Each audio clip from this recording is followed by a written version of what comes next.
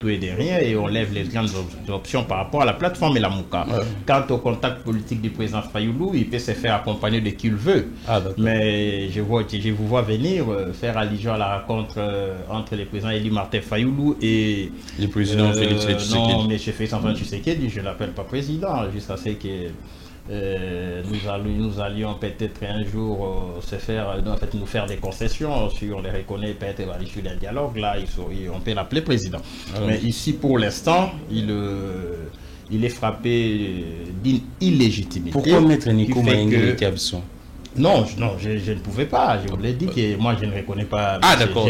C'est parce que vous ne les reconnaissez pas. Je ne les reconnais pas. Je ne crois même pas à la sincérité de Félix. Je n'ai même pas cru à la sincérité de cette rencontre-là. J'ai estimé que M. Félix peut vous recevoir aujourd'hui, vous promettre des choses, vous ne pas les faire demain. La preuve est là. La rencontre a eu lieu le 5 juin. Il a promis qu'il va recevoir les évêques. C'était encore sous pression pour qu'il reçoive les évêques. Et finalement, il aurait dû convoquer les dialogues qu'il n'a jamais eu lieu. Il ne l'a jamais fait. Il gagne du temps. Quelque part, il a abusé de la bonne foi du président Fayoulou. Ah d'accord. Donc, vous comprenez d'après vos analyses, Félix Tshisekedi n'a pas respecté ses engagements à l'égard de Martin Fayoulou lors de cette rencontre. C'est dans son ADN. Donc il ne respecte rien, il ne sait pas faire ce qu'il déclare, ce qu'il promet. Donc je ne pouvais pas suer ma main, je ne pouvais pas me serrer ma main avec un président illégitime, quelqu'un qui ne respecte pas ses accords, quelqu'un qui est capable de remettre en cause ses propres prises de position. Rappelez-vous à l'époque, il vous avait dit qu'il ne va jamais se serrer la main avec Kagame. Maintenant aujourd'hui c'est lui qui est en quête de Kagame. C'est lui qui cherche à compter Kagame à tout prix. Là, c'est la diplomatie. Non, monsieur, mais comment vous pouvez ne pas admettre que M. Félix, tout ce qu'il fait n'a rien de diplomatie? Non, ce sont des déclarations tapagées, c'est une politique attentatoire aux règles élémentaires même de la diplomatie. Parce que comment une diplomatie peut être basée sur une politique contradictoire et conflictogène? Il affirme une chose et son contraire. Et sur le plan diplomatique, aujourd'hui, M. Félix est conçu comme étant une contradiction de soi-même. La diplomatie a des valeurs, la diplomatie a des règles. Il faut y avoir une ligne diplomatique claire à défendre sur le plan international. Mais lorsqu'il fait une politique de tâtonnement, et il laissait erreur, vous appelez ça diplomatie? Non, le monsieur est instable, on n'a pas de ligne diplomatique, il est instable, il est moralement instable et politiquement instable. Comment ne pas admettre cela? Alors, Maître Nico Maïngue, vous dites ici que Félix Tshisekedi a abusé de la bonne foi de Martin Fayoulou. Mais Félix dit ceci: il est prêt à dialoguer avec ses compatriotes, mais à une seule condition, que vous, les opposants, vous puissiez condamner et citer nommément les noms de l'agresseur qui est le Rwanda. Ce qui est très facile à faire et simple d'ailleurs. Je ne pensais pas qu'un grand journaliste comme vous, mon très cher Gramik, allait tomber sur ces pièges à con. C'est un piège à con. Mais c'est les propos du président. Quand on dit, s'il vous plaît, vous savez, les combles pour Félix, il s'exprime, mais dans son discours, il n'y a pas une dose de scientificité. C'est ce qui pose problème. Là, parce que lorsqu'on parle d'une agression, ok, il faut condamner l'agresseur. Ça a un contenu en droit international. Allons-y. L'agression, c'est un acte internationalement illicite, à charge d'un État.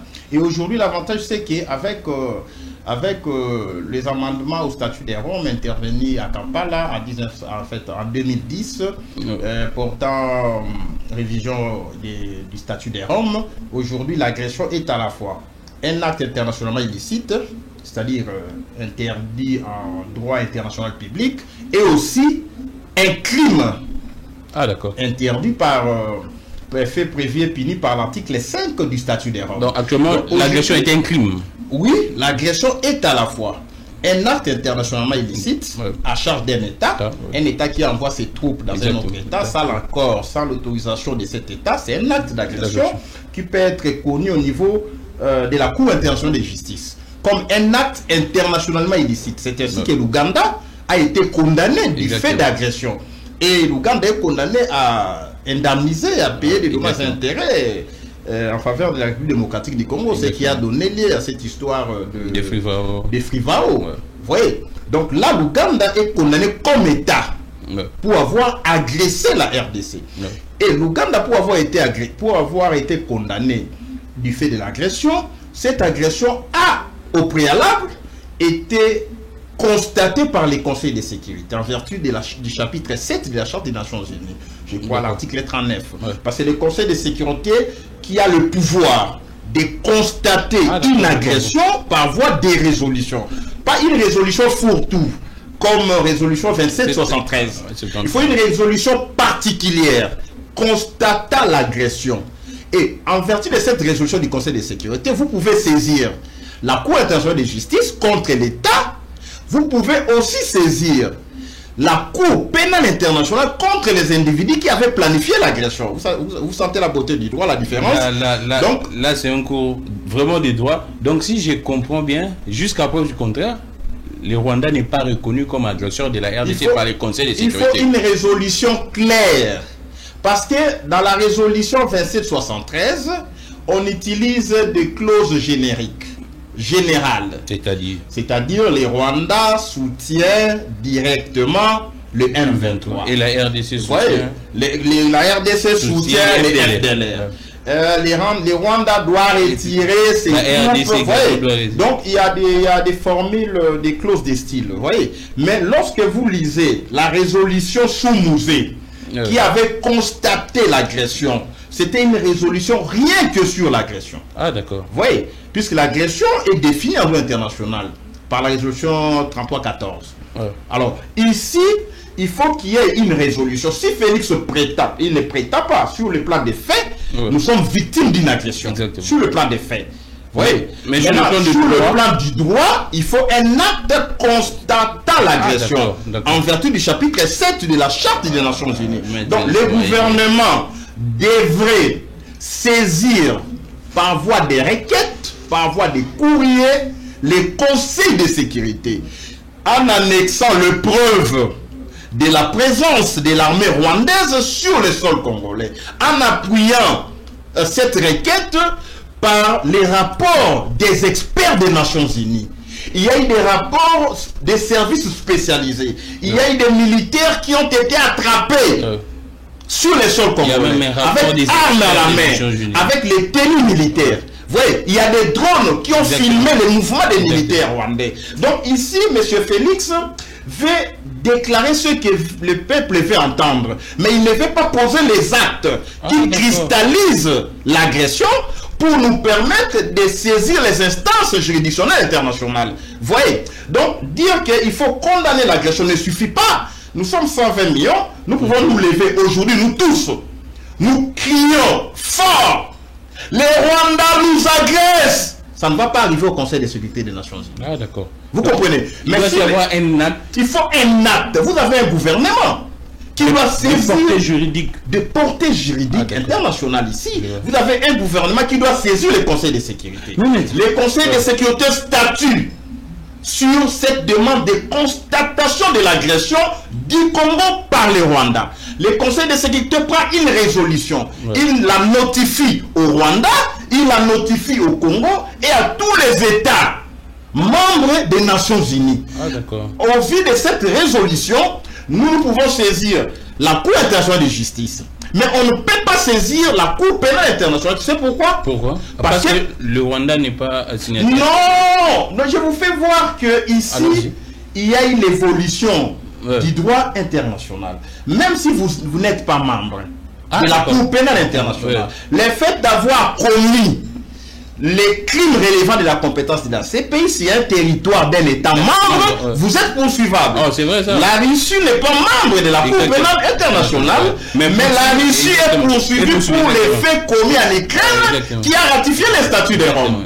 Vous voyez la nuance? Donc ici, pour que les Rwandais soient poursuivis en matière d'agression, il y a une nuance, puisque les droits logent dans les détails, dans les exceptions, dans les feelings.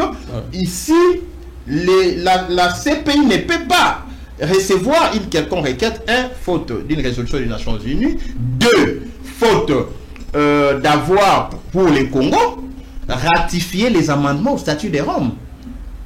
Intervenu lors de la conférence de Kampala. Parce que pour que les crimes d'agression soient opérationnels à l'égard d'un État au niveau de la Cour pénale internationale, cet État doit ratifier les amendements au statut des Roms. Vous voyez? Mais ici, nous sommes victimes d'agression. Mais qu'est-ce qui empêche Félix, qui est en train de nous imbéciliser collectivement, et qu'est-ce qui l'empêche de ratifier les amendements au statut des Roms qui rendent opérationnels les crimes d'agression à l'égard des États qui ont ratifié et à l'égard de la Cour pénale internationale. Vous voyez? Donc c'est là que je vous dis, Félix est en train de faire le jeu du Rwanda. Donc il déclare, il faut condamner l'agression. Lui-même ne pose pas les actes au niveau du système des Nations Unies. Lui-même ne ratifie pas les amendements au statut des Roms qui opérationnalisent les crimes d'agression, puisque depuis 2002, les 1er juillet 2002, l'entrée en vigueur du statut des Roms, cette incrimination n'était pas opérationnelle faute des éléments de crime, faute de la définition légale. C'est à peine en 2010 qu'il y a eu cette définition de l'agression et les éléments de crime. Et en 2017, cette infraction est devenue opérationnelle au niveau de la Cour pénale internationale, mais l'État congolais qui est victime s'obstine, se réserve à ratifier ces amendements au fin de permettre les poursuites contre le Rwanda. Mais ce que vous dites là, nous apprenons nous tous les droits. Vous êtes du domaine, vous avez de l'expertise parce que vous exercez les droits. Vous êtes également habilité à faire ces droits. Mais qu'est-ce qui explique? Vous avez également vos confrères, vos collègues dans l'Union sacrée, dans ces régimes qui sont également des juristes, des brillants professeurs, d'ailleurs des éminents professeurs. Mais pourquoi est-ce qu'ils n'arrivent pas à les proposer aux chefs de l'État? Les chefs, c'est vrai, il ne peut pas être omniscient, maîtriser toutes les sciences, mais du moins il a ses conseillers juridiques, ainsi de suite. Qu'est-ce qui arrive? C'est parce qu'ils ignorent également, ou bien, bon, c'est la monde en cours, tout le bon bon. Non, papa, s'il vous plaît. Il faut analyser l'homme et son système. Il faut analyser les faits et gestes ainsi que les discours de M. Tshilombo Félix. Puisqu'une personne est jugée à l'aune de ses discours, de ses faits et gestes, il vous a été dit ici dans ces pays que ces histoires de juridisme, moi je ne l'aime pas. Félix l'a dit lorsqu'il s'agit du débat autour de la Constitution, l'interprétation d'un des articles de la Constitution. C'est quelqu'un qui fait fi du droit. Vous voyez comment peut-on gérer un pays, prétendument un pays qui a vocation d'un état de droit, mais sans les respects des règles établies. Vous voyez? Donc ici, ce n'est pas un problème d'avoir des juristes autour de lui, mais c'est un problème d'avoir la culture des textes. D'accord. La culture juridique. Ce qui fait cruellement défaut dans les chefs de Félix. Et puis, tout juriste n'est pas spécialiste sur toutes les questions du droit. D'accord. Vous voyez, c'est ainsi qu'au niveau de la faculté, nous avons des départements. Moi, je suis licencié en droit économique et social. Je n'avais pas à l'université de Kinshasa lorsque j'ai fini l'université en 2005-2006. Je n'avais pas des notions très approfondies en droit international pénal, en justice pénale internationale. Il m'a fallu faire un master 2 en droit international public et droit africain, parcours justice pénale internationale. Vous voyez, et j'ai fait des séminaires et des séminaires sur ça. J'ai même des ouvrages en chantier par rapport à cette question d'agression, des crimes d'agression. Donc ici, tout juriste ne maîtrise pas toutes les questions du droit. Je vous parle du droit au niveau de la CPI, un droit qui est récent. Vous voyez, c'est un droit, les crimes d'agression, ça a été prévu, je vous ai dit, dans les statuts des Roms, mais c'est opérationnel à partir de 2017. C'est récent. C'est récent, très récent. Tout juriste doit actualiser ses connaissances. Un juriste qui ne lit pas, c'est un alphabète juridique. Parce que le droit est actuel. Quand on parle du droit positif, c'est les droits en vigueur dans un État. C'est les droits actuels. Vous voyez, à l'époque, quand nous finissons l'université, on nous avait enseigné que les cours, il n'y avait pas de parquet près les tribunaux de paix. Par exemple, en 2005, quand nous avions fini, il n'y avait pas de parquet près les tribunaux de paix. Il n'y avait pas de tribunaux pour enfants. Il n'y avait pas de tribunaux de commerce. Il n'y avait pas de tribunaux du travail opérationnel.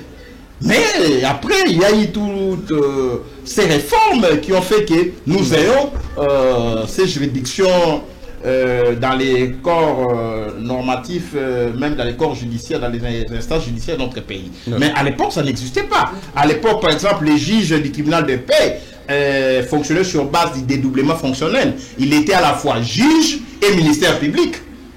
Ah, ouais. Mais aujourd'hui, ça n'existe plus. Donc, il faut actualiser les connaissances juridiques. Donc, M. Félix, non seulement il ne veut pas apprendre sur le plan du droit, non seulement il n'a pas de culture juridique, culture des textes, mais aussi il s'est entouré des affairistes. Parce que comment imaginez-vous à l'instant, moi, chef de l'État, nous sommes victimes d'agression. Aujourd'hui, nous avons la chance, nous avons l'opportunité, l'occasion de poursuivre individuellement M. Kagame. Soit devant nos instances, puisque nous aussi, nos cours et tribunaux sont compétents pour statuer sur les infractions relevantes de la Cour pénale internationale. Au Congo, ce sont les cours d'appel à qui on a confié la compétence de juger les auteurs des crimes de guerre, crimes contre l'humanité, crimes de génocide et crimes d'agression. Il y a aussi les juridictions militaires. Donc il suffit pour nous de ratifier les amendements au statut des Roms pour pouvoir poursuivre ou soit devant les juridictions nationales, soit devant la juridiction pénale internationale permanente qui est la Cour pénale internationale. Donc, ici, M. Félix fait le jeu de Kagame, sans le dire. Il est en train de manipuler l'opinion. Même vous, les juristes, vous êtes tombés dedans. Ah, mais il faut condamner. Mais Fayoulou était le premier à condamner l'agression rwandaise, l'agression de notre pays par les Rwandais. L'opposition, nous l'avons fait. Tout le monde, les églises l'ont fait, mais qu'est-ce qui fait que sur le plan institutionnel, on ne pose pas des actes? Qu'est-ce qui fait? Mais comment expliquer maintenant, comment nous pourrions lier votre argumentaire avec ce qui se passe aujourd'hui à Paris, cette conférence humanitaire sur les Grands Lacs, cette conférence de paix? Aussi longtemps, la RDC ne pose pas des actes concrets pour saisir les conseils de sécurité, les Nations Unies sur cette agression. Là, il y a conférence humanitaire sur les Grands Lacs de paix et on a vu l'absence de Kagame, l'absence du président Ndayishimiye, l'absence également de Museveni. Alors, comment expliquer cela? Est-ce que ça pourrait avoir un impact, cette conférence, ou bien aussi longtemps qu'il n'y a pas des actes juridiques posés par la RDC, même cette conférence est vouée à l'échec? À qui profite l'agression, notamment à la France, aux États-Unis d'Amérique et au Rwanda et aux alliés. Alors qu'il y a des principes élémentaires, aucun mal ne peut recevoir éradication dès lors que les prétendus guérisseurs s'y trouvent mêlés. La France fait partie du mal congolais. Exactement. Comment quelqu'un qui fait partie du mal peut vous proposer une solution adéquate? C'est une démarche que je considère biaisée.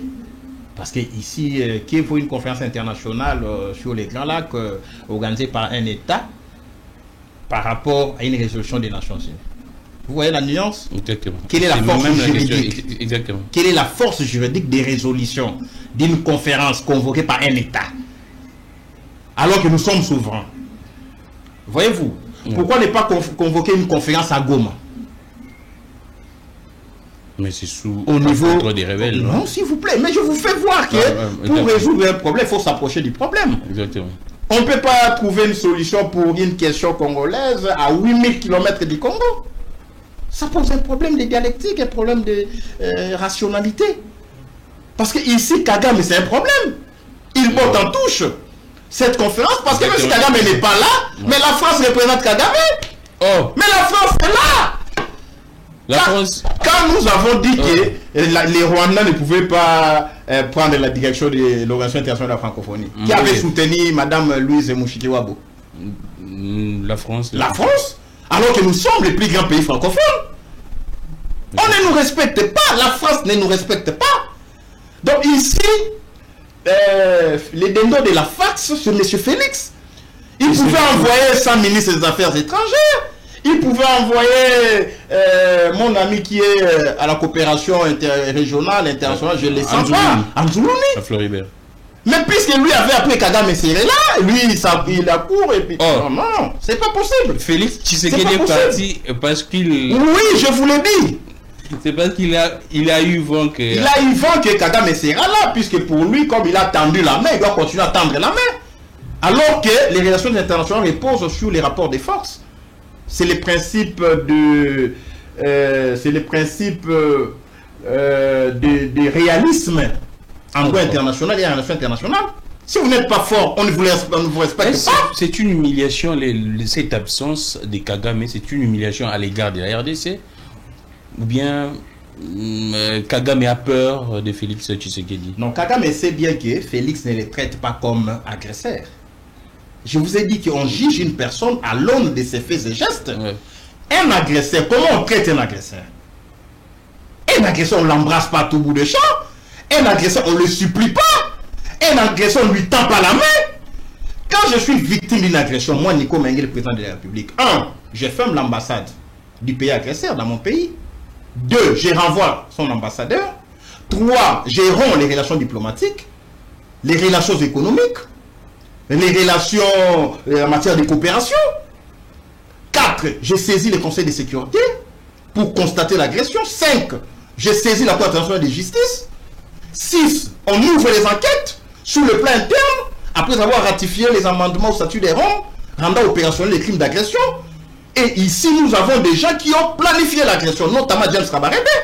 On devait avoir le mandat d'arrêt du Congo contre James Kabarebe comme un planificateur de l'agression au Congo. Parce que vous dites que les M23 sont soutenus par les Rwandais. Mais les officiels militaires rwandais qui ont planifié cette agression, sur le plan politique, qui ont planifié cette agression, voyez donc, les comportements d'une personne déterminent l'action, déterminent les résultats. Nous affichons une attitude de gens faibles, de gens sans conscience républicaine, des gens qui présentent des déficits sur le plan je dirais sur le plan institutionnel, puisqu'ils sont institutions, ils doivent agir. Donc, et Kagame, c'est la coule douce. Kagame en profite. Parce que imaginez-vous un seul instant. Un gouvernement qui produit 3 discours contradictoires sur une même question d'intérêt national. L'agression. On vous dit le M23, c'est l'œuvre de Kabila. Il a été condamné comme chef du M23. Après un temps, Félix revient pour dire, mais le M23 c'est Kagame. Vous comprenez? Après un temps, on revient, non, ce sont des Congolais, c'est une rébellion. Et vous le dites à l'international. Qui nous prendrait au sérieux? Donc on sent l'incohérence. Mais au-delà de l'incohérence, vous avez déjà instable mentalement. Si on était sérieux, certains de nos dirigeants seraient conduits au CNPP. Il faut des psychiatres parce qu'on ne nous lit plus sur le plan diplomatique, on ne connaît plus la ligne directionnelle de la diplomatie congolaise. Est-ce le M23? C'est un mouvement agressif, un mouvement rebelle, une insurrection, une guerre civile. Quelle est la nature juridique du M23? Parce que quand on signe avec le M23, votre foutu gouvernement, quand on signe à Doha, regardez toutes les enquêtes des documents signés avec le M23. Vous constaterez que on nous prend... C'est comme si au Congo, il n'y avait pas des intelligences. On dit, dans tous les accords signés entre la République démocratique du Congo et le M23/AFC. Lorsque si vous avez fait la philosophie des langages, si vous avez fait les études sur l'interprétation, la légistique, l'analyse des textes, l'interprétation des textes, vous conviendrez avec moi que le gouvernement a attribué par ces turpitudes pétries de stupidités hautement blâmables les statuts d'un État. Comment la République démocratique du Congo signe avec une entité presque étatique? Pourquoi ne pas dire le gouvernement de la République démocratique du Congo et la rébellion M23. Le tout est dans la République démocratique du Congo.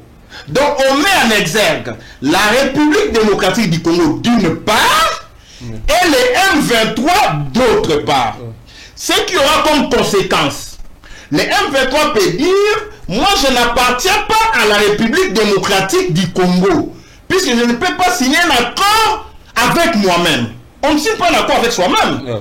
Je sais pas si je fais comprendre. Très bien. Puisque j'ai signé avec la République démocratique du Congo, donc je ne suis pas de la RDC. Il faut reconnaître au territoire sous mon administration un statut particulier au niveau des Nations Unies. Puisque ces accords signés à l'international entre les M23 et l'État congolais seront endossés aux Nations Unies. Rappelez-vous. Même ceux qu'on a signé à Washington, on a stipulé pour autrui. L'accord entre les Rwanda et la RDC contient une stipulation pour les M23, pour les négociations de Doha. Comment des États peuvent stipuler pour autrui? Et cet autrui a quel statut juridique? Je sais pas si j'ai fait comprendre. Très bien. Donc ici, on devait avoir des accords entre une rébellion, par exemple, et la République. La conséquence juridique, c'est que la rébellion peut déposer des armes, puisqu'ils sont en RDC. Et en droit international, on classifie les conflits. Les conflits sont soit CANI, c'est-à-dire conflits armés non internationaux, soit CAI, conflits armés internationaux. Mais là, quelle est la nature juridique du conflit armé au Congo entre la République, une bêtise, face au M23? J'ai fait comprendre. Très bien. Est-ce c'est un conflit armé national internationalisé? Est-ce un conflit armé international entre États? Puisque ici on a même prévu les échanges de prisonniers dans leurs accords. Alors que lorsque les mesures de confiance. Non, ça ne serait même pas des mesures de confiance. On tend vers la création d'un État. Suivez-moi très bien. Très bien. Parce que votre émission a un caractère pédagogique. Exactement. Ok. Et c'est pourquoi même j'ai fait appel à vous. Lorsque les Bemba ont pris les armes, les Roubewa, il n'y a jamais eu échange de prisonniers. Tu sais pourquoi? Pourquoi? On a parlé des mesures de décrispation, la libération des prisonniers, puisque nous sommes tous dans un État. Un même État. Ah d'accord. RCD, MLCC au Congo. Mais pour voir la nuance, voyez ce qui s'est fait entre la Palestine et l'Israël. Lorsqu'ils ont signé l'accord de cesser les faits permanents, souligner les termes permanents, ce qui a impliqué l'échange des prisonniers. On échange les prisonniers entre deux États. Au sein d'un même État, il n'y a pas échange de prisonniers. Je ne sais pas si vous comprenez les nuances. Très bien. En tout cas, c'est parfait. Donc ici, les M23 se comportent comme une entité étatique. Donc les termes employés, c'était déjà... Mais on a employé ça à Gaza. Échange de prisonniers entre la Palestine et l'Israël. Ils ont signé un accord de cesser le feu permanent. Mais en droit interne, on ne signe pas un accord de cesser le feu permanent comme on a signé à Doha. On signe un accord de cesser le feu définitif. Parce que permanent, ça veut dire quoi? Vous observez le cessez-le-feu de manière permanente entre deux États.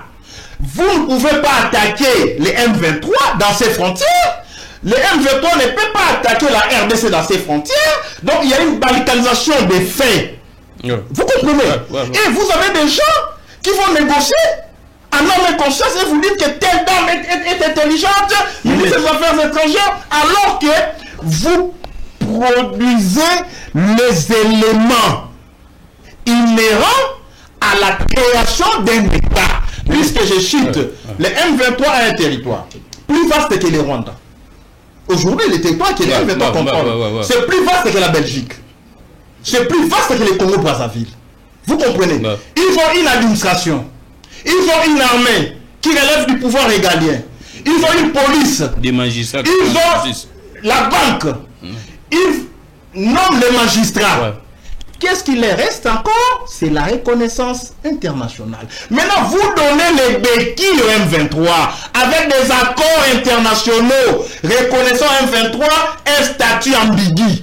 À un moment donné, le M23 dira, donnez-nous un statut particulier parce que pour le Rwanda, il fallait avoir une zone tampon entre la RDC et le Rwanda. L'Ouganda aussi avait besoin d'une zone tampon. Et cette zone tampon, qui est une sorte d'antichambre à la balkanisation, a déjà été créée. Donc pour attaquer le Rwanda, aujourd'hui on ne peut pas attaquer le Rwanda directement sans passer par le M23 qui constitue une zone tampon.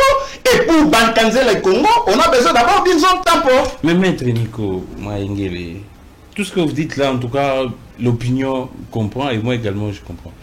Mais comment expliquer qu'il y avait un médiateur qui n'est pas le moindre? On prend Doha, les Qataris, on prend les États-Unis, c'est vrai, avec le Rwanda. Mais avec les Qataris, c'est un médiateur qui n'est pas le moindre. Mais comment expliquer que les Qataris ne pouvaient pas nous aider même en ce sens, en nous expliquant que non, tiens, les termes ici ne conviennent pas, ces termes conviennent. Pourquoi est-ce qu'ils ne nous aident pas dans ce sens? Non, comment? Mais ils sont des médiateurs. Non, les Qatars, à mon humble avis, n'a jamais été un médiateur neutre lorsqu'il s'agit d'une crise entre la RDC et son partenaire, le Rwanda, puisque les Qatars, c'est un partenaire financier du Rwanda.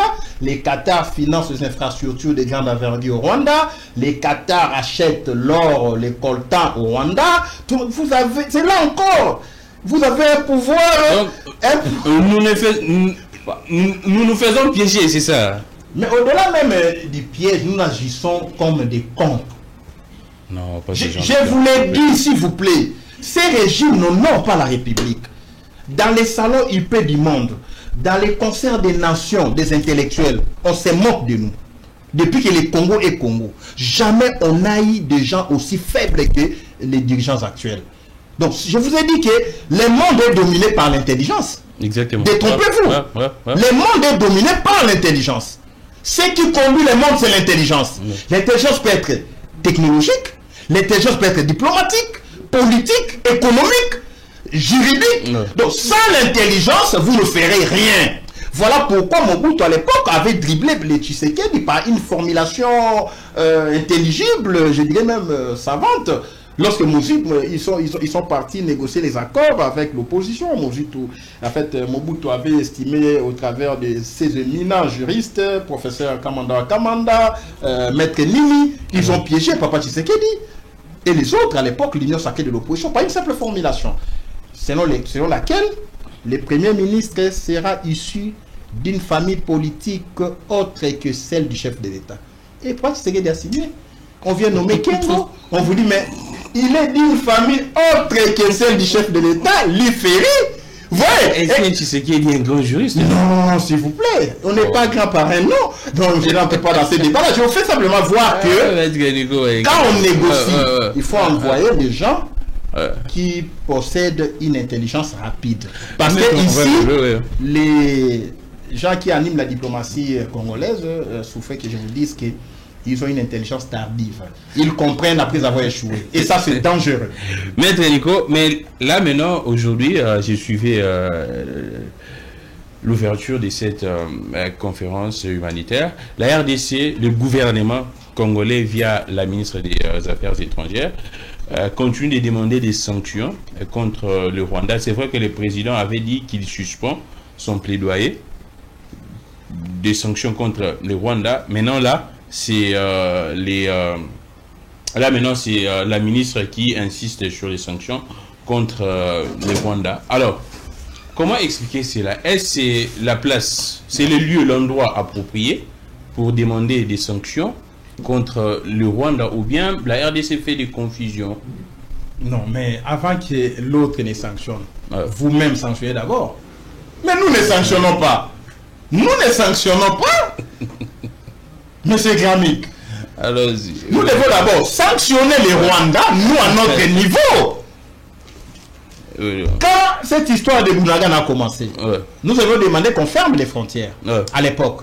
Et ça veut dire quoi? Le peuple va souffrir puisqu'on est interdépendant entre Kivu et Kigali, Gisenyi, tout ça. Oui, il n'a jamais sanctionné les Rwandais. Mais vous demandez de sanctionner, et vous-même vous ne sanctionnez pas.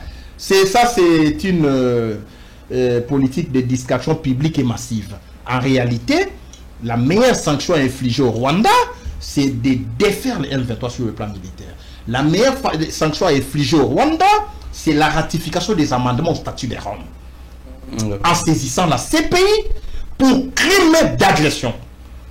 En saisissant les conseils de sécurité pour constater l'agression.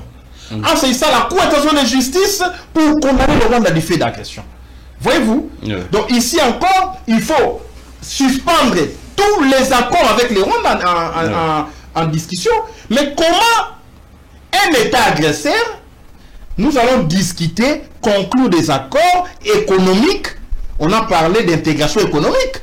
On a considéré notre cobalt, nos forêts, nos matières premières, nos lacs, nos gaz, méthane, comme étant les ressources communes avec le Rwanda, qui est notre agresseur. Et vous cherchez loin pour identifier les traîtres. Mais les traîtres, c'est celui qui va négocier avec l'agresseur. Les traîtres, c'est pas celui qui ne dénonce pas. Oh non, avant de convoquer le dialogue, il faut condamner les Rwandais. Mais vous discutez, vous signez avec les Rwandais, incapables d'insérer les termes agression dans tous les accords que M. Félix a signés. Il n'y a pas ce terme. Il n'y a pas ce terme-là.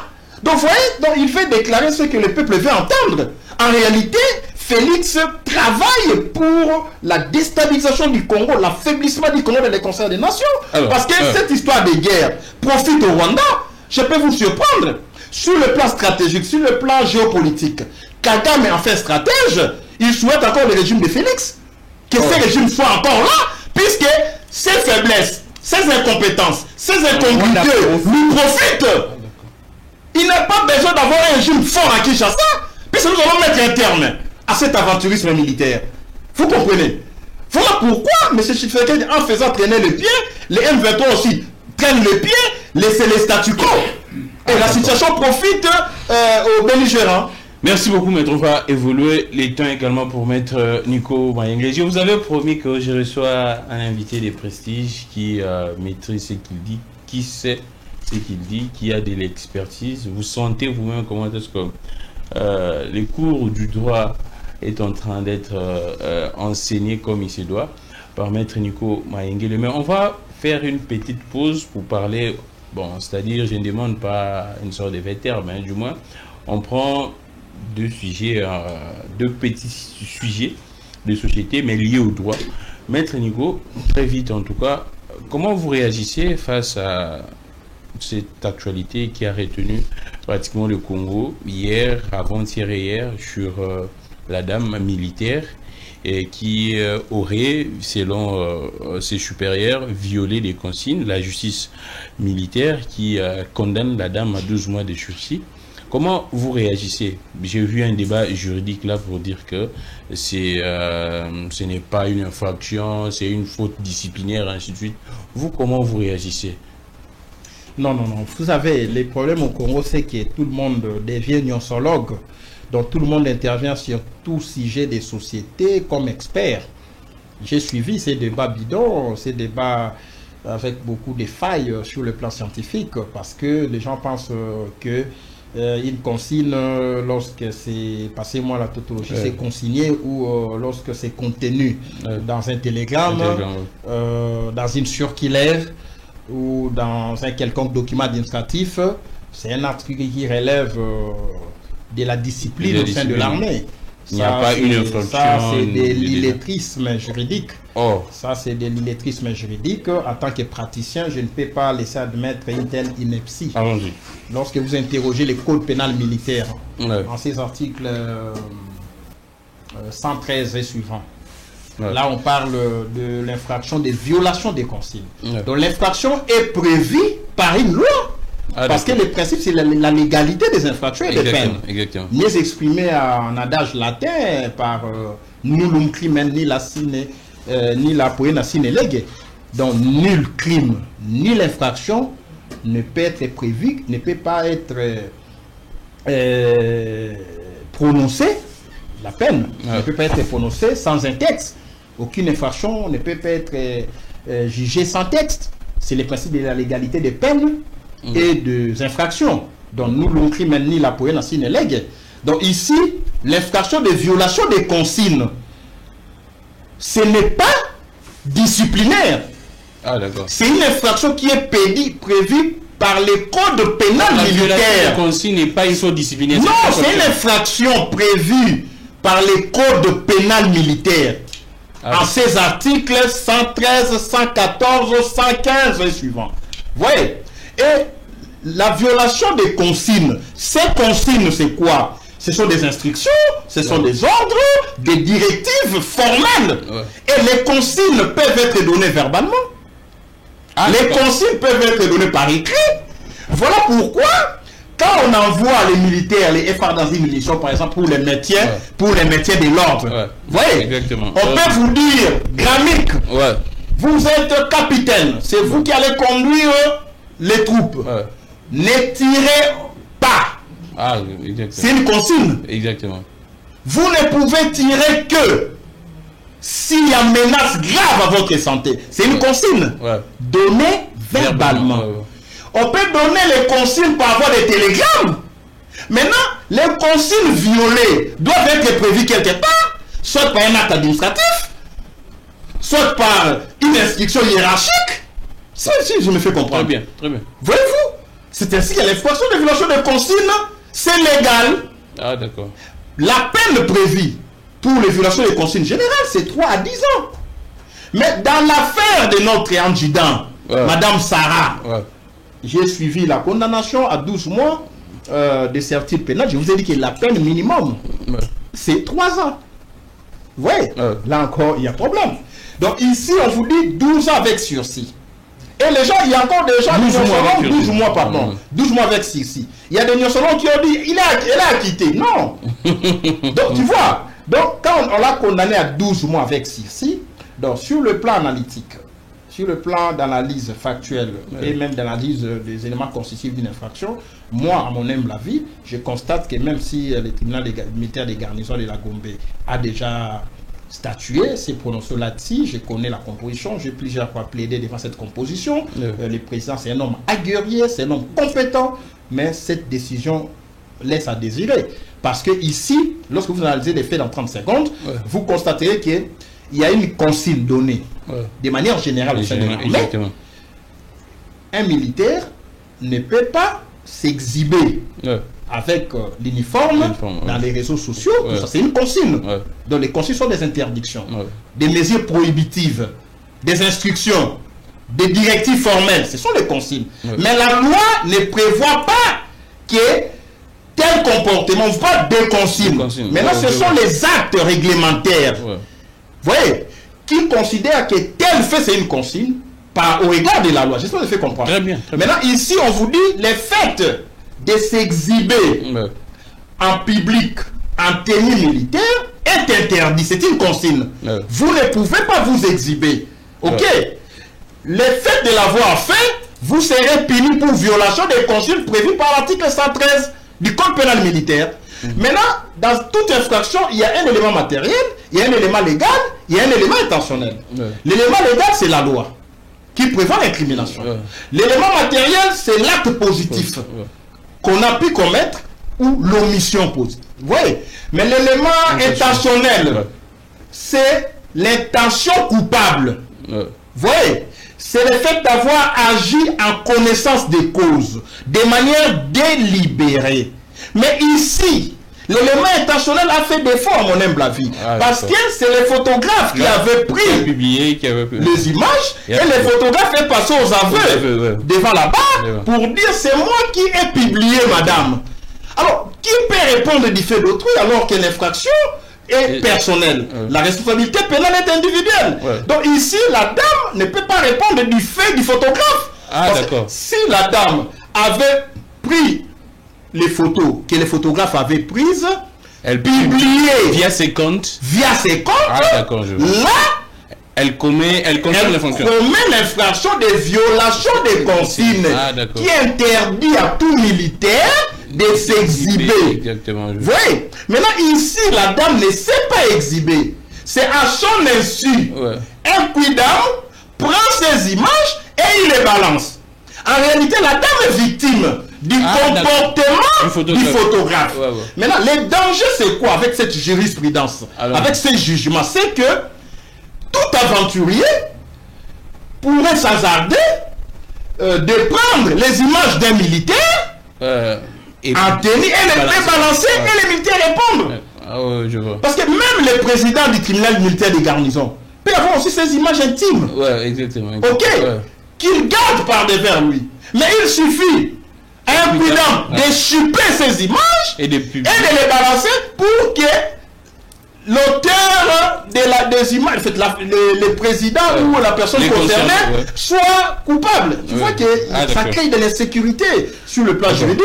Bon, ils ont estimé que les faits étaient, l'infraction était établie en fait comme en droit. C'est assorti d'un sursis de 12 mois, condamné à 12 mois de servitude pénale avec sursis. Ça veut simplement dire que la femme est reconnue coupable, mais la femme reste libre. Elle ne fera pas de prison tant qu'elle n'aura pas commis une autre infraction pendant les 12 mois de sursis. Et dans ces cas, si elle commet une autre infraction, elle va purger et la peine de 12 mois et la peine de la nouvelle incrimination qui sera commise par... Très rapidement, Maître Nico Maïngele, deuxième sujet des sociétés qui concerne également le droit, on prend l'armée, la radiation de plusieurs généraux, entre autres Christian Chiwewe. Est-ce juridiquement c'est ça une assise, un soubasson? Mais l'armée est régie par les lois. L'armée est régie par les lois, il y a des lois sur les statuts des soldats. Est-ce qu'on ne pouvait pas faire autrement que la radiation? Non, je n'ai pas vu la décision. Moi, je préfère voir la décision, puisque toute décision doit être motivée. Voir les motifs de cette décision, voir ce qui est mis à leur charge et analyser. Parce que la radiation est permise et prévue par les droits qui régissent, la loi qui régit l'armée. Il y en a deux. Il y a la loi sur les forces armées, la loi sur les soldats, les statuts du militaire congolais.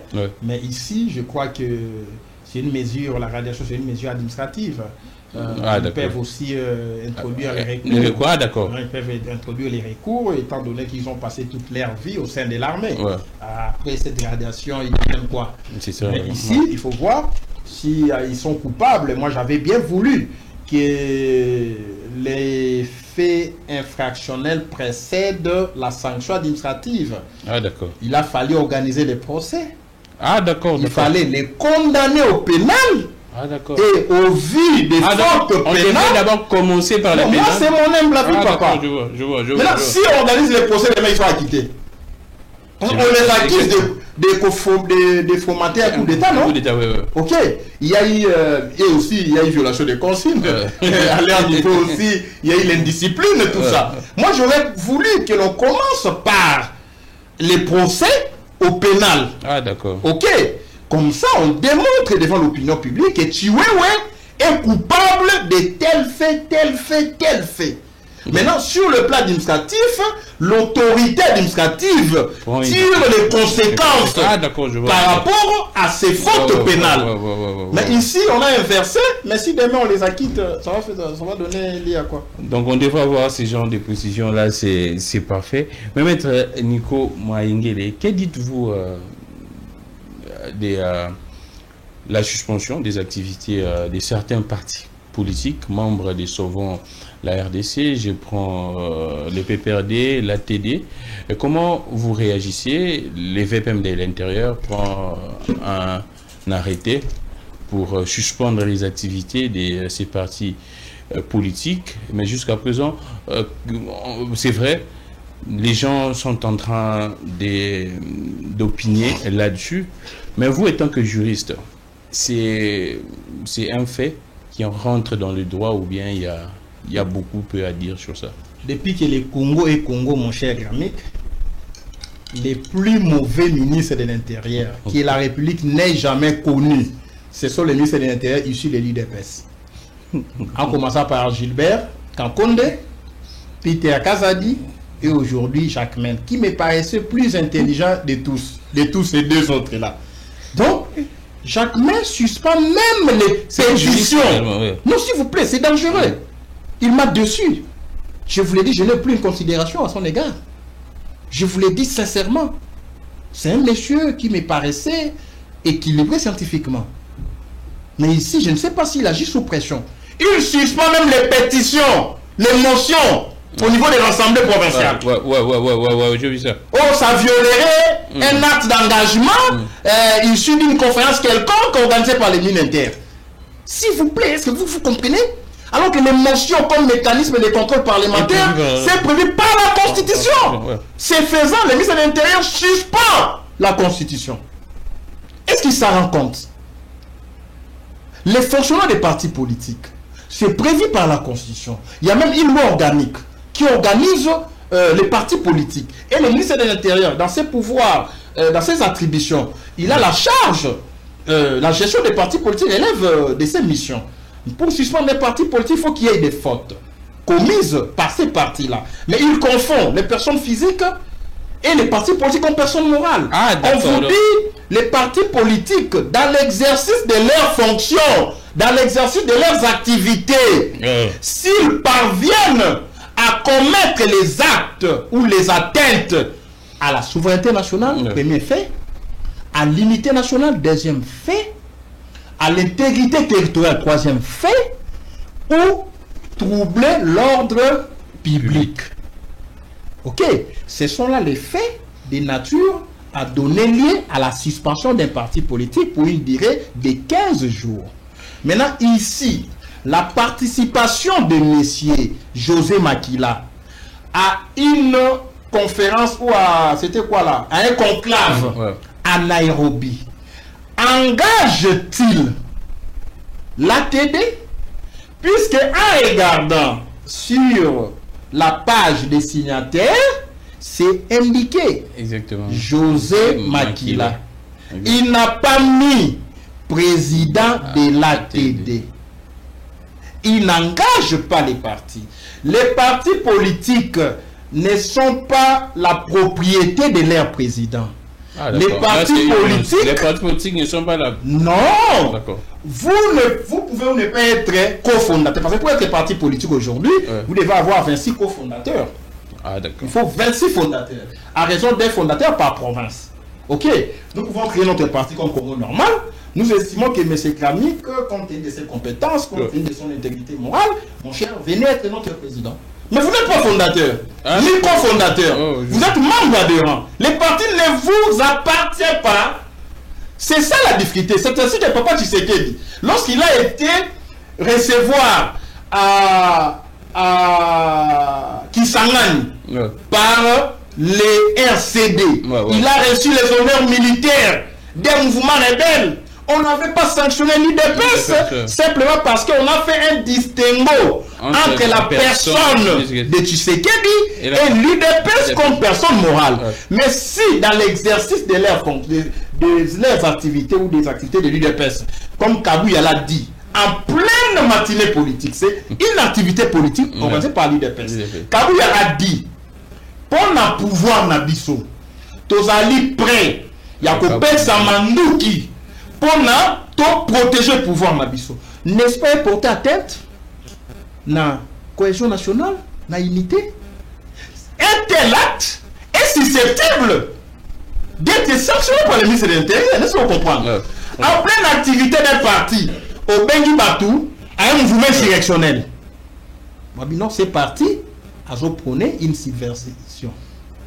Laissez-vous comprendre. Très bien. Mais l'IDPS le fait tous les jours. Au moins, Batou va arborer ma t-shirt. Va commis force du progrès. Ok. Bar IDPS Tshisekedi. Avec des machettes. Bah, t'as qu'à dire son meeting ya. Non, na lemba, na meeting, tout ça, na ngaba. La Kiamza. Je vois. Oui. Avec Katumbi, président Fayoulou, les Matata. Je vois. Bah, toi, IDPS, bah, il y a ma machette. Ok. Massa, c'est Betty, bah, Kati Batou. Si on était sérieux, si on était dans un Congo normal, l'IDPS ne serait pas non seulement suspendu, mais aussi radié de liste des partis politiques. Parce que c'est un parti va-t-en-guerre. C'est un parti milice. Donc la loi a toujours été impersonnelle, générale et abstraite. Mais si vous avez des lois personnifiées, personnalisées, lorsqu'il s'agit de Nico Maengele, non, là, on ne donne pas l'agrément parce qu'il s'agit du Congo normal. Il fait que tout le monde soit des Congolais normaux. Mais lorsqu'il s'agit des partis qui n'ont même pas de statut, on donne l'agrément parce qu'aujourd'hui, on dépose des listes. On dépose seulement une liste au ministère de l'Intérieur. On donne les agréments sans les soubassements. Vous voyez ça? Et vous dites que non, tel ministère de l'Intérieur, c'est un superman. Non, l'UDPS a échoué puisque de manière constante, elle a géré, l'UDPS et l'Union, elle a géré le ministère de l'Intérieur, elle a géré la primature, Madame Soumina et de l'UDPS, elle a géré les travaux publics, c'est monsieur-là Guizaro, dont le papa avait créé le néologisme Banyamulenge, c'est un allié de monsieur Chilombo. Vous voyez, ils ont géré de manière permanente la ville de Kinshasa, la saleté est partout, on a créé partout, les travaux ne finissent pas, vous avez un gouverneur qui ne sait pas que faire, il vient à la tête de la ville, aujourd'hui j'apprends qu'il vient de faire partir les directeurs administratifs et les directeurs de la réglementation et des études à la direction provinciale du contrôle des marchés publics, alors que ces deux directeurs furent à l'époque recrutés par moi, Nico Maengele. Ah, d'accord. C'est moi qui ai élaboré les appels à candidature en tant qu'expert juriste recruté par la Banque mondiale et l'Union européenne pour implémenter la réforme relative à la passation des marchés publics. C'est nous qui avions recruté avec El Hadji Amadou Bey, c'est un Sénégalais. Quand on a recruté les experts juristes, on a recruté les experts en passation des marchés publics, on les a formés par l'autorité de régulation des marchés publics, la Direction générale de contrôle des marchés publics et aussi l'Union européenne via son programme PADD et la Banque mondiale via son programme Profit Congo. Nous avons mis ces gens-là au marché. Ce sont des experts. Ngobila les a trouvés, il les a laissés. Kimbuta les a laissés. Mais Daniel Bumba vient, il les remplace par les gens de l'IDPS qui ne connaissent même pas ce que c'est le marché public. C'est un domaine technique, Ndeko. Les gens de l'IDPS. Baouto Longola, directeur réglementation, par voie d'une lettre, on lui dit simplement, messieurs, il faut ça la remise et prise dans 48 heures, arrêtez le mot des athées. Parce que M. Moutala Israël, votre ami, votre collègue journaliste, qui a lamentablement joué comme directeur de cabinet, dira tous les... Arrêtez, s'il vous plaît. Il y a les théoriciens et les praticiens. Je vous dis que le droit est actuel. Il faut comprendre. Israël Moutala a échoué comme directeur de cabinet. Moi, j'étais dans la ville. J'ai vu Bella de travailler comme directeur de cabinet. De Kimbota. Moi, j'étais directeur de la réglementation et des études. Le tout premier directeur. J'ai collaboré avec les Magloire, qui étaient d'Irkaba, chargés aussi des passations de marché public dans les cabinets de Kimbuta. Vous voyez, ce sont des gens, c'est une crème intellectuelle, ces gens-là. Mais lorsque je vois Israël sur le plan journalistique, c'est une crème. Ok, c'est un monsieur intelligent. En tout cas, sur le plan journalistique, il est intelligent. Mais sur le plan politique et administratif, Nabiwa gouverneur, Foufou était pas tout bien. Donc, vous comprenez que maintenant, c'est lui qui est l'instigateur. On envoie une dame là, je ne sais copine à qui, pour remplacer un directeur qui est sorti de nulle part. Un marché public. Parce que M. Eli a commis directeur de cabinet en emplacement à Moutala. Moutala va secrétaire exécutif. Ils estiment qu'il faut passer dans le marché public, un domaine hautement technique. Ce qui va fournir dans la Banque mondiale, on va s'assurer la vie de Kinshasa. Parce que il y a risque, il y a fuite des cerveaux. Bateau va former la passation au marché public. Les experts en passation des marchés publics sont comptés au bout des doigts. Vous comprenez? Tant que l'ongoli bango, botier bateau, baouti na sans été, botier ma copine, botier ma ami les connaissances, vous portez à tête la règle et efficacité à commande publique. Parce que les marchés publics, il y a pour contrôler les commandes publiques. Mais on parle très rapidement. Comment est-ce que vous observez Sauvons la RDC? Quel est votre... Comment vous observez Sauvons la RDC, cette plateforme qui naît dans l'opposition Comment, c'est vrai que vous, la Mouka, vous n'êtes pas dedans, mais comment tout ce que vous voyez? Vous avez déjà vu une plateforme, membre d'une autre plateforme? Là encore, c'est quel débat? Comment la Mouka comme plateforme peut être membre au sein d'une autre plateforme? Les partis, voilà, les partis de la Mouka, c'est vrai, vous n'avez pas à participer. Les partis, je prends l'exemple du Congo normal, et ici ainsi de suite, vous n'avez pas à participer à ces conclaves. Mais comment vous observez la création des sauvants de la RDC? Non, le principe est que si vous appartenez à une plateforme et que vous devenez membre d'une autre plateforme, il y a une exclusion. Exactement. Ça, c'est élémentaire. Donc là, j'ai vu, c'est une plateforme qui est née autour de M. Kabila, que j'ai combattu pendant 18 ans. Je crois qu'en tant que démocrate, si autant que la Mouka a les droits de s'organiser politiquement, autant les autres peuvent organiser la plateforme, mais dans la légalité, dans la conformité de la loi. Parce qu'ici encore, il y a une sorte d'amalgame entre un condamné à mort, et un Kabila avant d'être condamné à mort. Ouais, un condamné à mort, il faut tout faire pour l'arrêter et le jeter en prison. Mais tant qu'il est en liberté, il est libre de ses faits et gestes. Il est patron de ses faits et gestes. Il ne se prive de rien. Même s'il est condamné, mais les faits qui n'est pas encore, on n'a pas encore mis la main sur lui. Non. Il reste libre et patron de ses gestes. Il est condamné à mort. Il appartient à l'État qui a condamné de l'appréhender et de les mettre en prison, non? C'est clair. Donc ici, ne dites pas que, voilà, mais quel a été condamné à mort, comment vous l'avez salué? Non, je l'ai dit sur notre plateau, la condamnation à mort n'est pas un certificat de non-fréquentabilité. Là encore, l'IDPS, on considère comme Basoba. Je l'ai dit, même un condamné à mort à Makala a droit de visite, ce n'est pas le cas avec Kabila. Kabila est libre, mais condamné. Par défaut, n'oubliez pas. Par défaut. Alors ici, M. Kabila s'organise politiquement. Vous ne pouvez pas l'en empêcher. Parce qu'on n'a pas les moyens. Ah, d'accord. Sinon, si on avait les moyens sur le plan diplomatique, on pouvait activer les mécanismes de coopération judiciaire internationale pour appréhender Kabila. M. Félix a peur de Kabila. Il n'aimait pas un Kabila soit ici, même aux arrêts. Il a peur. Parce que pour Félix, Kabila constitue un danger. Autant être condamné et le laisser se pavaner loin du Congo. Mais s'il vous plaît. Les régimes ont peur même d'arrêter Kabila. Parce qu'ils savent qu'ils ont fait un deal avec Kabila. Donc vous voyez. Mais si moi, Nico Maengue, qui avait condamné Kabila et que je n'étais pas redevable à Kabila, je n'avais aucun deal à Kabila, je ferais tout pour qu'on l'arrête. Mais ici, on l'a arrêté, fait ce point aucun acte. Il vous dit c'est mieux qu'il reste loin du Congo, puisque s'il vient ici, même à partir de la prison, il fait pour mater un fouet me renverser. Donc vous avez quand vous avez les régimes ont peur même de voir Kabila en prison. En prison, autant mieux qu'il soit en liberté loin du Congo qu'en prison au Congo. Et vous avez des gens comme ça à qui il faut vraiment faire du crédit, à qui il faut faire confiance.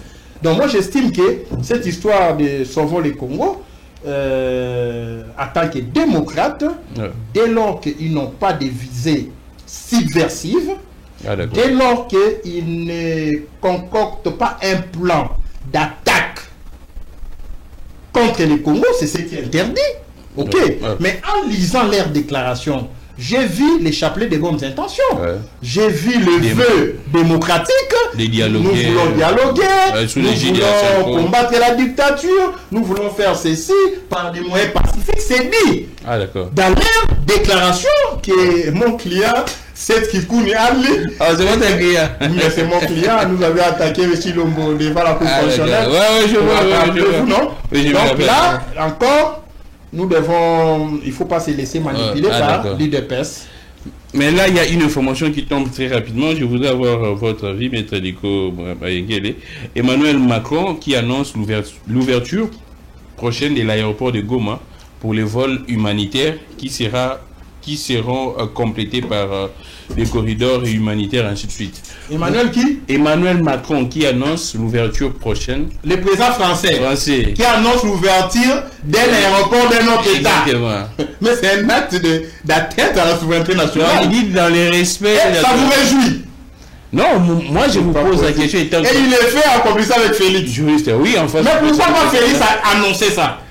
Mais c'est sous occupation des. Non, qui vous est sous état de siège. C'est une décision du gouvernement central. L'aéroport est sous occupation. Mais oui, mais pourquoi c'est Macron qui annonce?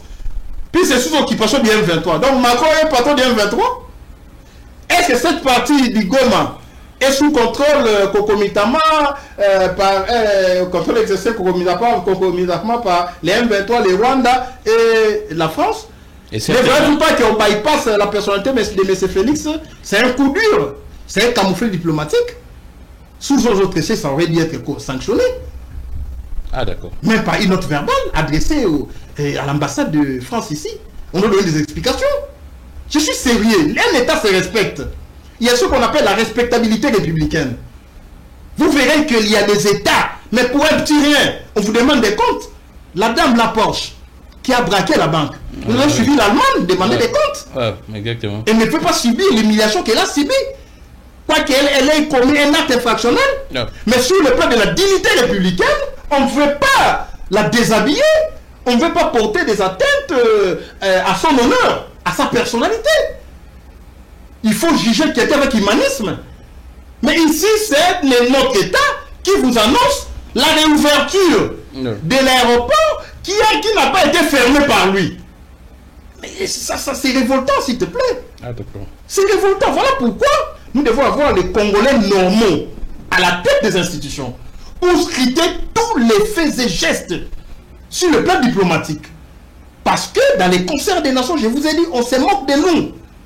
Nous sommes devenus la risée du monde.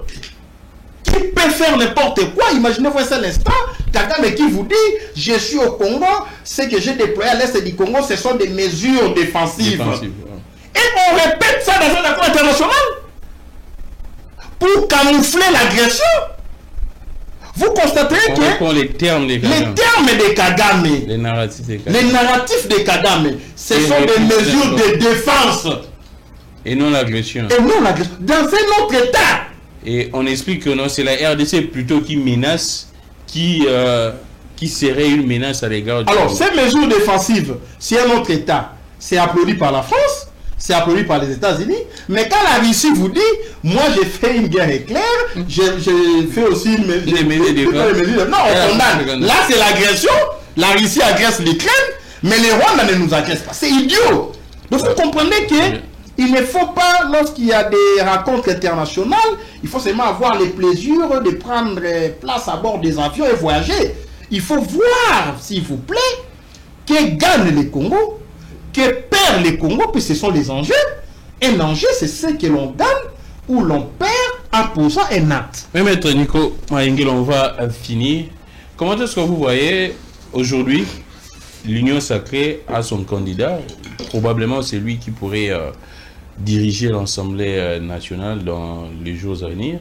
Et Boji, vous pensez que la République mérite un président de l'Assemblée nationale, deuxième institution du pays, et comme Boji ou bien vous êtes un peu dubitatif des qualités de Boji? Je suis pire que ça. Vous savez, là où se trouvent les savants comme les Montesquieu, les John Locke, non,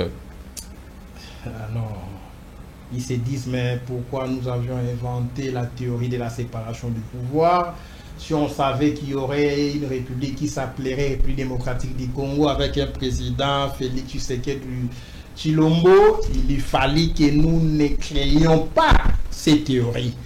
Parce que ici, l'Assemblée nationale, c'est la caisse de résonance de M. Félix. Il n'y a plus séparation des pouvoirs. Il vous a menti ici.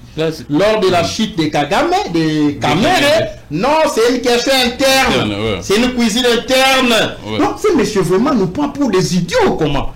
C'est une cuisine interne. D'ailleurs, j'ai appris ça, comme tout le monde. Mais lorsqu'il s'agit de remplacer Kagame, c'est lui qui décide. Non, de choisir les candidats de l'Union sacrée. Mais c'est lui qui décide, non? Il a désigné un candidat unique. Autorité de référence de l'Union sacrée. Est-ce que, Babi, qui paie le plus, paie le moins? Ok. Balobi, c'est les principes des parallélismes des formes et des compétences. Si à l'origine, au début, Félix Nemoutaponi, il faut pas remplacer un tel, et que ceux qui est tel, on a l'ongwe. À au courant, Les a été. D'accord. Il doit être au courant. Mais puisque c'est une cuisine interne, moi j'aurais voulu que les ambitions s'expriment. Ils ont déposé une liste de 15 candidatures, si je ne m'abuse. On devait soumettre ces candidatures à l'arbitrage d'abord interne au niveau de l'Union sacrée. Ils ont un présidium là-bas. Ok. S'ils en restent 2 ou 3, on vient à la sanction de l'Assemblée nationale sans que le président ne foule son nez là-bas. Vous voyez, ici, c'est M. Félix qui désigne Boji comme candidat de l'Union sacrée. Qui impose même. Alors que c'est une cuisine interne. Qu'est-ce que lui vient faire dans une cuisine interne s'il n'est pas, comment dire, le cuisinier principal? Donc ici, c'est Félix qui tente de manipuler, de gérer, de contrôler toutes les institutions. L'Assemblée, comme le Sénat, sont inféodés à la personne de Félix. C'est en violation de la séparation du pouvoir, principe tant cher à Montesquieu et à John Locke. Ici, M. Félix n'est pas à sa place. Pour moi, je demande, je pousse sur les membres de l'Union sacrée à la désobéissance politique que chacun dépose sa candidature, puis c'est une cuisine interne à l'Assemblée nationale, qu'on ait quand même 2-3 candidatures pour la beauté de la démocratie. Quand c'est une candidature unique, mais il n'y a pas de choix à faire. Puisqu'on ne perd que les choix lorsqu'il y a plusieurs, il y a les votes, lorsqu'il y a plusieurs choix. Donc ici, Félix n'a pas imposé les gens Boji, encore que il traîne déjà des casseroles là où il était au ministère du budget. J'ai vu quelqu'un dénoncer Boji qui a créé une génération des amis, une génération Boji qui est un peu dans les budgets de l'État, dans les différents ministères. Vous avez le ministère de la Santé, je vois affaires sociales et humanisme, jeunesse, développement rural. Donc cette ONG, on prévoit des crédits pour cette ONG de M. Boji. J'ai vu ça. Donc vous voyez déjà, un tel monsieur pour moi, ça ne m'inspire pas confiance. Je n'attends rien et de Chilombo et de Boji, puisque je ne connais pas les institutions.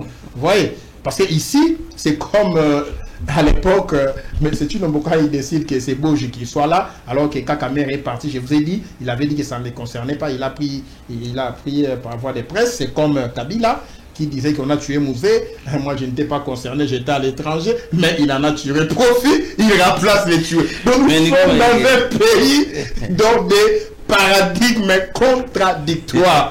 Donc c'est pas possible. Quel paradoxe. Mais Nico Mayengele, aujourd'hui vous êtes fier du combat des Franck Diongo, qui est pratiquement votre parrain politique au début.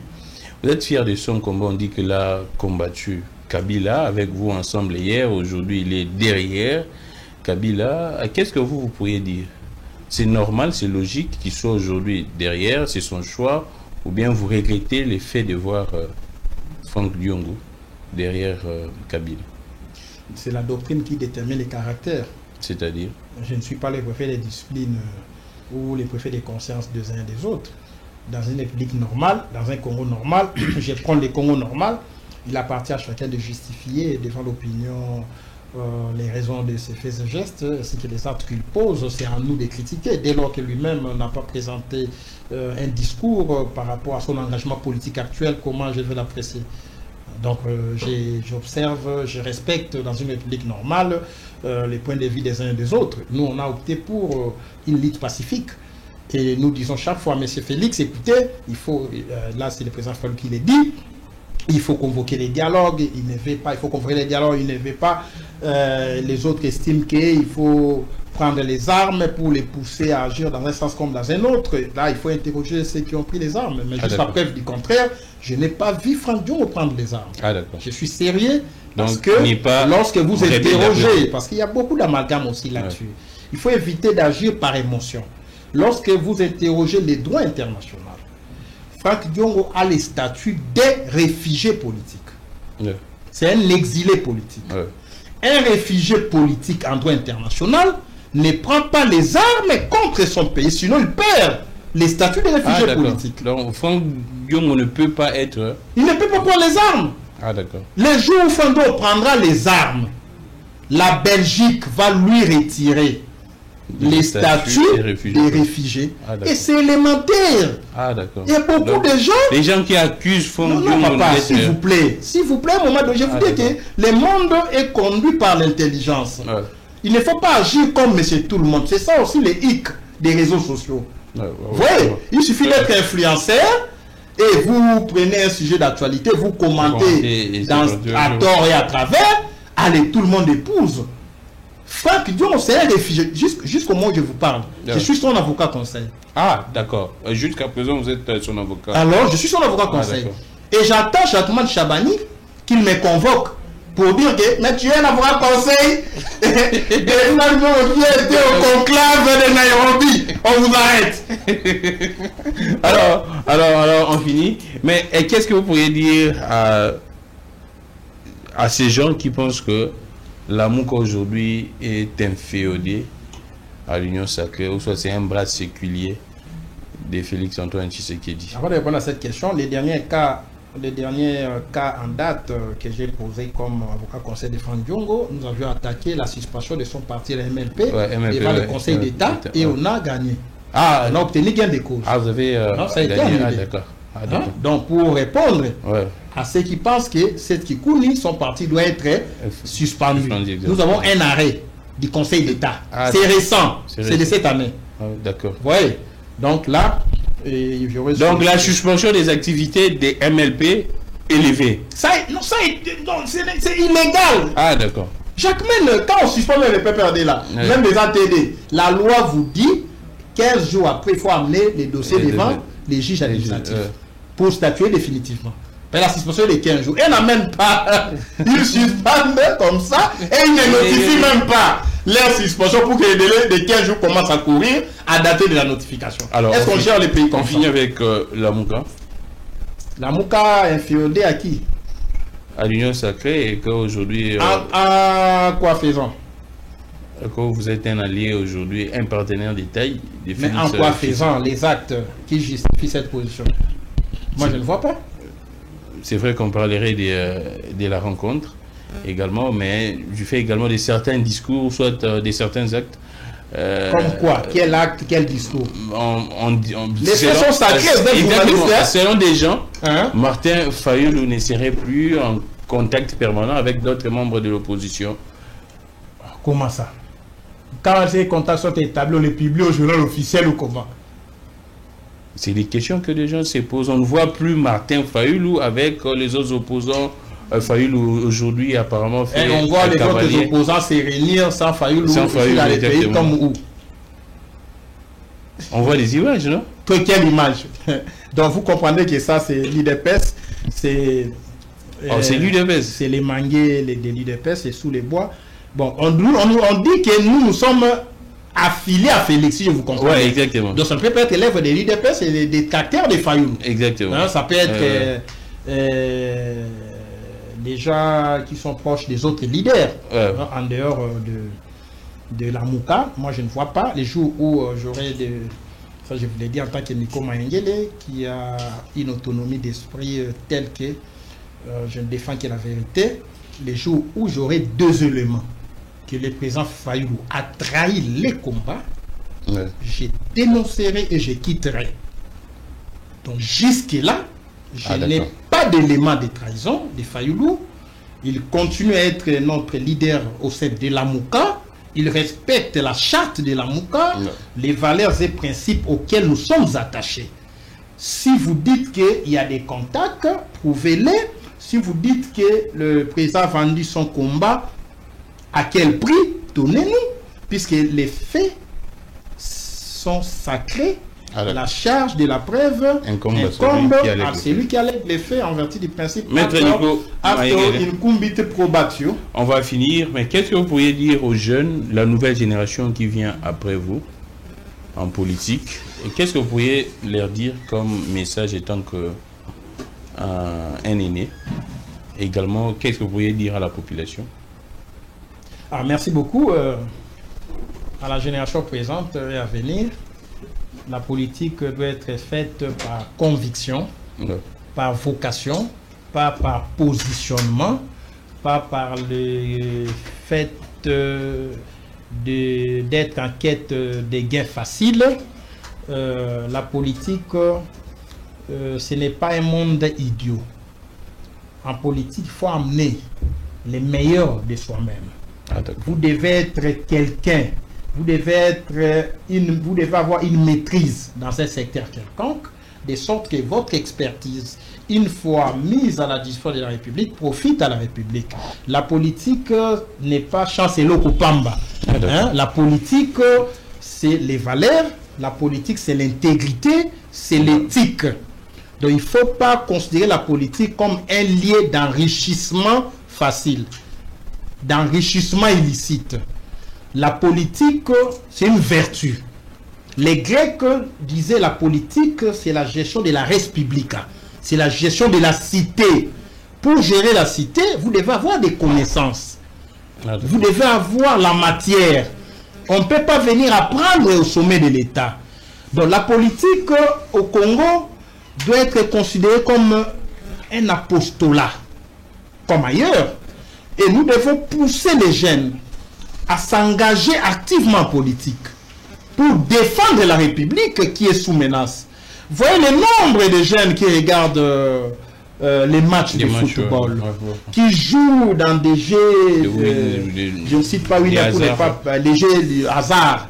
Alors ces jeunes-là, si on les canalise en politique, quand les prix du pain augmentent, ils sortent pour revendiquer.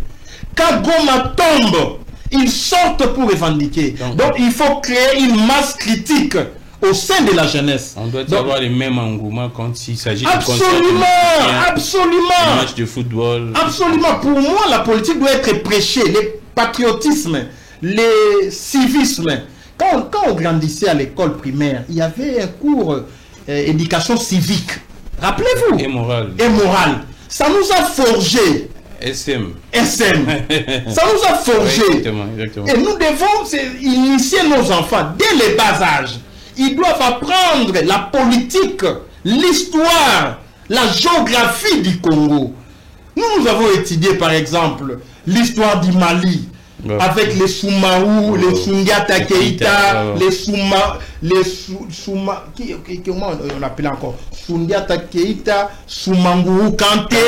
Tu vois, mais il y a de nos enfants qui ne connaissent pas Kimbangu, Kimpavita, Lumumba, Kassavubu, l'Erlite, les pères de l'indépendance. Ils ont fait quoi? La colonisation, les méfaits de la colonisation, les rois Léopold II qui avaient maltraité nos pères, nos aïeux, qui n'était pas un civilisateur, mais il a été présenté comme un civilisateur. Nos enfants doivent apprendre qu'à l'époque coloniale, il y a eu déjà Génocoste. C'est génocide pour des fins économiques. On a coupé les bras, on a mutilé les organes intimes de nos aïeux parce que simplement ils n'avaient pas rempli une quantité de caoutchouc, parce que simplement on devait avoir une quantité suffisante de l'ivoire parce qu'ils avaient besoin du cuivre. Exactement. Nos enfants doivent inculquer cet esprit révolutionnaire, puisque le Congo, dans ces dimensions actuelles, avec 2 345 410 km², parce que les gens oublient 410 km. Il faut ajouter. Hein. On vous dit à l'école primaire, c'est 2 345 000. Non! 410 km. C'est pratiquement un État. Non. Prenez le Rwanda. Ok, 410 km. Le Rwanda, c'est à peine 30 000 km. Alors ici, 410 km, le Rwanda cherchait 300 km à peine, avec les accords bidons de l'Emera. Quand l'AFDL venait, 300 km. Donc 410 km, là, doivent être enseignés à nos enfants. Nous devons défendre la République, s'il vous plaît. Nous devons inculquer à nos enfants. Qui est qui? Entre-temps, il n'y a pas d'amis, il n'y a que des intérêts. Mais il y a des ennemis. La Chine, c'est une ennemie, puisque c'est une Chine. C'est une ennemie idéologique des États-Unis. Ouais. La Russie, également. C'est une ennemie idéologique des États-Unis. Nous devons enseigner à nos enfants, à la jeune génération. Attention, vous qui voulez faire la politique, n'allez pas chercher les armes au Rwanda. C'est l'ennemi du Congo. Nous devons dire ça. Exactement. Vous voyez? Parce que le pouvoir Tutsi, les extrémistes et tout type sont au cœur de la tragédie congolaise. Et notre combat, nous devons repenser ça. Dans le cas de la lutte pour l'indépendance, pour l'appropriation, la réappropriation, le contrôle du destin congolais, je cite par là, nous devons dire à notre peuple, je suis en train de repenser cette lutte sur les génocides.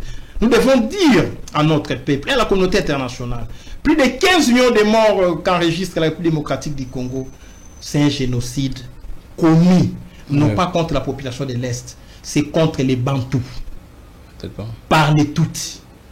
À l'international, c'est un discours clair, parce que les Bantous, c'est une race, c'est un peuple que les Tutsis veulent détruire, que les Tutsis est en train de détruire. Vous voyez? Et les gens de l'Est, les Fulero, les Bembe, les Maïmaï, tous ces gens sont nos frères qui sont congolais, qui sont bantous. Vous avez aussi nos frères, les Hutus rwandais, qui sont bantous. Parce que les Hutus rwandais ont subi les mêmes sorts que les bantous congolais, les Hutus. Chez nous, les Hutus. Chez eux, c'est les Hutus. Maintenant, quand le Rwanda est entré, par exemple, le massacre de Tingi-Tingi, c'est un génocide contre les Hutus. Vous voyez? Mais les 12 millions, c'est un génocide contre les peuples pris in globo. Parce que le génocide, c'est lorsqu'on veut détruire un peuple, un national, partiellement ou totalement, où on veut détruire une ethnie, où on veut détruire un peuple sur base d'une religion, sur base de son ethnie. Mais ici, on a détruit les peuples entiers sur base de leur ethnie à l'Est. On s'est attaqué contre les Bundudia Congo sur base de leur appartenance religieuse. C'est un génocide. On a tué les Wazalendo d'abord comme religion. C'est un génocide. Donc les génocides, ce n'est pas seulement les Rwandais contre les Congo, mais aussi entre nous. Nous pouvons aussi commettre les génocides. Mais les grands, c'est les Rwandais qui a génocidé le peuple congolais. Mais maître, j'apprécie votre franchise, mais là, vraiment, c'est la dernière. Je vous reconnais parmi des gens quand, à l'époque, quand vous parliez, la population écoutait. C'est vrai que je pourrais dire que vous étiez un fin mobilisateur, c'est-à-dire que quand vous parliez à l'époque, lors des manifestations de l'opposition, oui, même quand j'étais secrétaire général des femmes, les gens se mobilisaient. Mais qu'est-ce qui fait aujourd'hui? On sent apparemment une sorte de rupture entre l'opposition et la population en termes de mobilisation. C'est-à-dire que vous parlez chaque jour, mais on ne sent pas cet engouement comme à l'époque de la population. Qu'est-ce qui explique cela? Non, je ne suis pas le porte-parole de l'ensemble de l'opposition. Il y a un principe en droit, nul ne plaide par procureur. Donc, je ne peux pas prendre une position pour condamner l'ensemble de l'opposition. Là, il faut un forum sur l'opposition pour répondre à ça. C'est un constat. Depuis que Félix a frauduleusement obtenu son second mandat, et le dernier, vous ne sentez pas l'engouement, vous ne sentez pas la mobilisation. Donc c'est une question qui vaut son pesant d'or. Ça nécessite une lecture assez approfondie pour identifier les forces et faiblesses et limiter les dégâts. Parce qu'à la ligne où vont les choses. Ce n'est pas parce que vous, les politiciens, vous avez déçu, et surtout de l'opposition. Hier, vous critiquez ensemble avec l'UDPS. Aujourd'hui, au pouvoir, on sent que vous n'étiez pas si différent des gens qui dirigeaient à l'époque. Moi, je pense que si je dois émettre un avis là-dessus, en tant que premier Congolais normal, donc président du Congo normal, ce qui nous a affaiblis, même en apparence, c'est la participation de l'opposition aux élections de 2023. Ah, d'accord. C'est la participation de l'opposition aux élections de 2023. Rappelez-vous à l'époque, nous avons boycotté. Exactement. Moi, je veux être élu député national. Exactement. J'ai sacrifié mon électorat qui me réclamait. Si tout le monde pouvait agir comme nous au sein de la MOUCA au niveau législatif, comme nous l'avions fait, les régimes seraient affaiblis, il y aurait des foyers de tension, de résistance. Avant les élections, vous étiez en train de mobiliser. Je vous l'ai dit, bientôt là, la mobilisation va reprendre avec cette histoire du changement de la constitution, avec cette histoire aussi du dialogue, avec cette histoire de la balkanisation à l'Est. Il faut chercher des thématiques, des faits mobilisateurs, déclencheurs. Les peuples, on peut les remettre au front à tout moment. Ouais. Mais j'analyse un fait historique. Ouais. La participation du président Fayoulou, la participation du président Katumbi et les autres aux élections à la présidentielle nous a affaiblis. Parce que Katumbi est allé aux institutions avec cette histoire des consultations. Vous voyez, ils ont formé un gouvernement. Ouais. Quand le président Fayoulou est allé aux élections, les peuples étaient divisés. Ouais. Il y en a qui ont estimé qu'il devait rester en dehors comme ses députés. Ouais. Il y en a qui ont estimé que Félix ne pouvait pas les proclamer. Vous voyez, maintenant, après ces élections-là, il a fallu remobiliser les troupes. Ah, vous voyez, on n'a pas fait ça. Donc là, c'est un problème qui a déchiré un bloc compact au niveau de la population. Mais aujourd'hui, Nico Mengele, vous ne pouvez pas m'en vouloir par rapport à ça parce que je suis...